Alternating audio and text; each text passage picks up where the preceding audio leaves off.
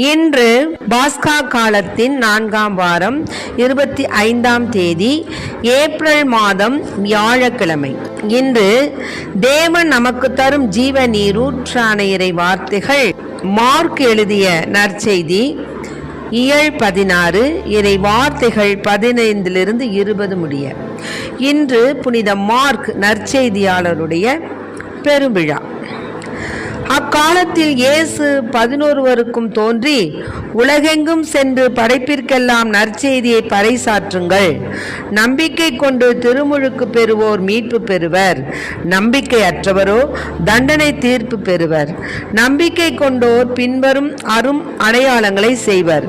அவர்கள் என் பெயரால் பேய்களை ஓட்டுவர், புதிய மொழிகளை பேசுவர், பாம்புகளை தம் கையால் பிடிப்பர், கொல்லும் நஞ்சை குடித்தாலும் அது அவர்களுக்கு தீங்கு இழைக்காது.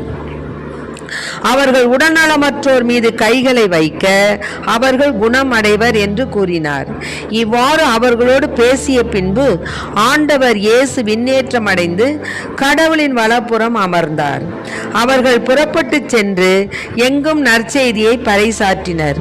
ஆண்டவரும் உடனிருந்து செயல்பட்டு நிகழ்ந்த அரும் அடையாளங்களால் அவர்களுடைய வார்த்தையை உறுதிப்படுத்தினார். ஆண்டவரின் அருள்வாக்கு. கிறிஸ்துவே மக்கு புகழ்.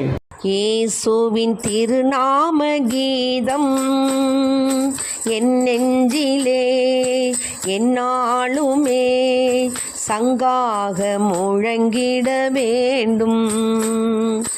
இயேசுவின் திருநாம கீதம் என் நெஞ்சிலே எந்நாளுமே சங்காக முழங்கிட வேண்டும்.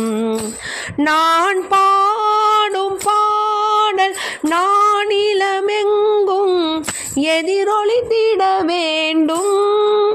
ஆ ஆ ஆ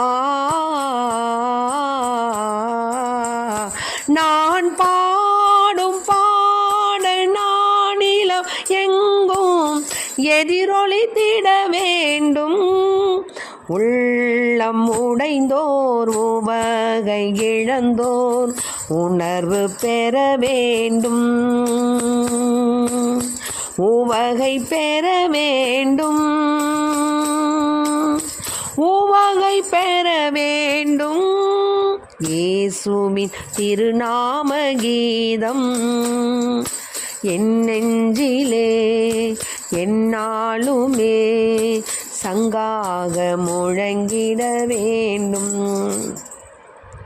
பல கோடி புதுமைகள் செய்தது இயேசுவின் விலையில்லா திருநாமம். ஆ ஆ ஆ பல கோடி புதுமைகள் செய்தது இயேசுவின் இணையில்லா திருநாமம்.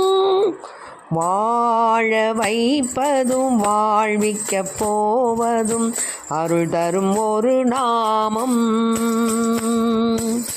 இயேசுவின் திருநாமம். இயேசுவின் திருநாமம். இயேசுவின் திருநாம கீதம் என் நெஞ்சிலே எந்நாளுமே சங்காக முழங்கிட வேண்டும். சங்காக முழங்கிட வேண்டும். சங்காக முழங்கிட வேண்டும்.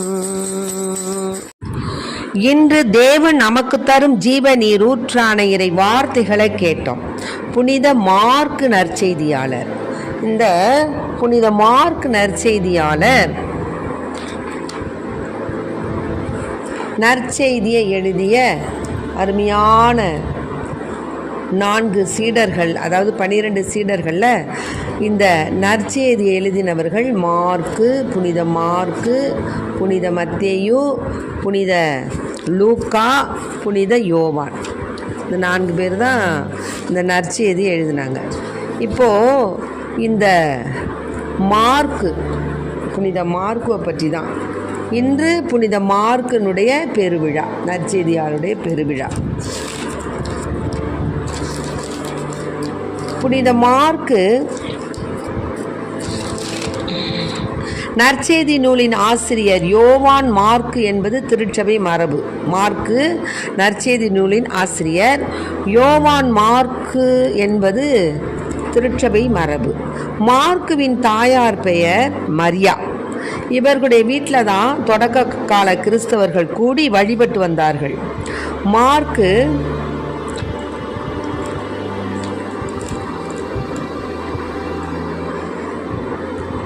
பர்னபாவின் உறவினர். தொடக்கத்தில் பவுலோடு பயணம் செய்தவர். பவுலுடைய வாழ்வின் இறுதி கட்டத்தில் அவருக்கு உறுதுணையாக இருந்தார். இவர் திருத்தூதர் பேதுருவுக்கும் துணையாக திருத்தொண்டில் ஈடுபட்டிருந்தார். பேதுருவின் போதனைகளின் அடிப்படையில் தான் இந்நற்செய்தி எழுதப்பட்டிருக்க வேண்டும் என்பது பலருடைய கருத்து. இந்த நற்செய்தி நூல்களுள் மார்க்கு நற்செய்தி நூல்தான் முதலாவதாக எழுதப்பட்டது என்பது பெரும்பாலான அறிஞருடைய கருத்து. கிபி 64ஆம் ஆண்டில் இருந்து 70ஆம் ஆண்டுக்குள் இந்நூல் எழுதப்பட்டிருக்க வேண்டும். எருசலேம் அழிக்கப்படவிருந்த சூழலில் ரோமையரால் கிறிஸ்துவர்கள் துன்புறுத்தப்பட்ட காலத்தில் ரோமை நகரில் இருந்த மார்க்கு இதனை எழுதியிருக்க வேண்டும். பேதுரு, பவுல் போன்ற பெரும் தலைவர்கள் கொல்லப்பட்டுவிட்ட அந்த காலகட்டத்தில் இயேசுனுடைய நற்செய்தியை தொகுத்து அதற்கு எழுத்து வடிவம் கொடுக்க வேண்டியது இன்றியமையாத தேவையாக தெரிந்திருக்க வேண்டும். அதனால தான் அந்த நற்செய்தி நூல் குறிப்பாக பிற இனத்து கிறிஸ்தவர்களை கண்முன் கொண்டு எழுதப்பட்டதாக தெரிகிறது.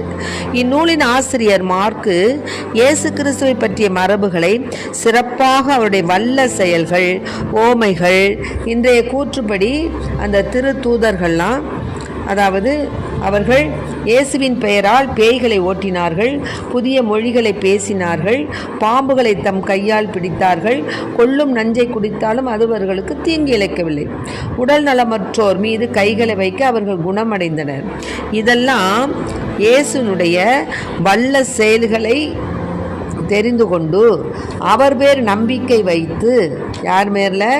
இயேசுவின் மீது நம்பிக்கை கொண்டோர் பின்வரும் அடையாளங்களை எல்லாம் செய்தாங்க.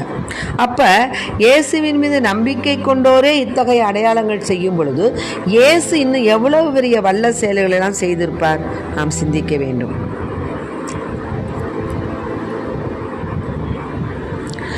இந்த நூல் அவருடைய கிறிஸ்துவை பற்றிய ஓமைகள், கூற்றுகள் ஆகியவற்றை தமக்கே உரிய பாணியில் விறுவிறுப்பாக தொகுத்து எழுதியுள்ளார்.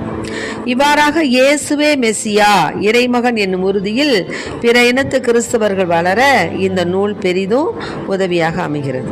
அதனால கடவுளின் மகனாகிய இயேசு கிறிஸ்துவை பற்றிய நற்செய்தி என்னும் தொடக்க சொற்களே நற்செய்தி நூலுக்கு நல்ல தலைப்பாக இருக்கு. இந்த நூலில் முதல் பகுதியில் இயேசு கிறிஸ்து மாட்சிமை மிக்க இறைமகனாகிய மெசியா என்பதையும், மனமாறும் மக்கள் பாவ மன்னிப்பு பெற்று இறை ஆட்சியில் உரிமை குடிமக்களாகும் தகுதி பெறுகின்றனர் என்பதையும் இந்த ஆசிரியர் அழகாக எடுத்து காட்டுகிறார்.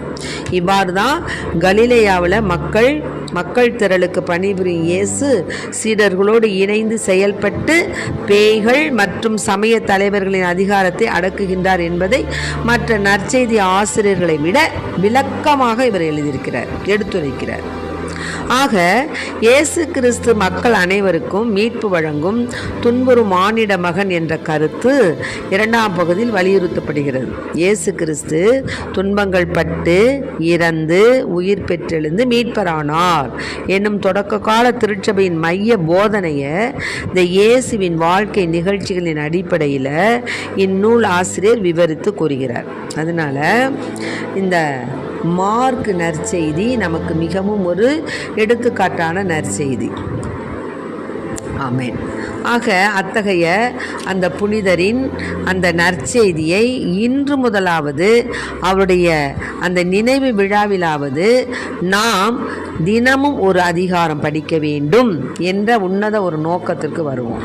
இன்று முதல் இதுவரையிலும் அந்த நற்செய்தி எடுத்து படிக்காத அன்பு உள்ளங்கள் இன்று அந்த மார்க் எழுதிய நற்செய்தியை நம்ம படிக்கணும். இனிமேலாவது ஆண்டவருடைய நற்செய்தியை நம்ம படிக்கணும். அதை படித்து ஆண்டவருடைய வல்ல செயல்களை தெரிஞ்சுக்கணும். இன்னும் பல புதுமையான கருத்துக்கள், புதுமையான எண்ணங்கள், அதாவது ஆண்டவரை பற்றிய விளக்கங்கள் எல்லாவற்றையும் அறிந்து கொண்டு நாம் அதன் மூலமாக இறைவனுக்கு சாட்சிய மக்களாக வாழ்வோம். இயேசுவுக்கு புகழ், இயேசுவுக்கு நன்றி. இயேசுவின் இரத்தம் எங்கள் ஜெயம். மரியே வாழ்க.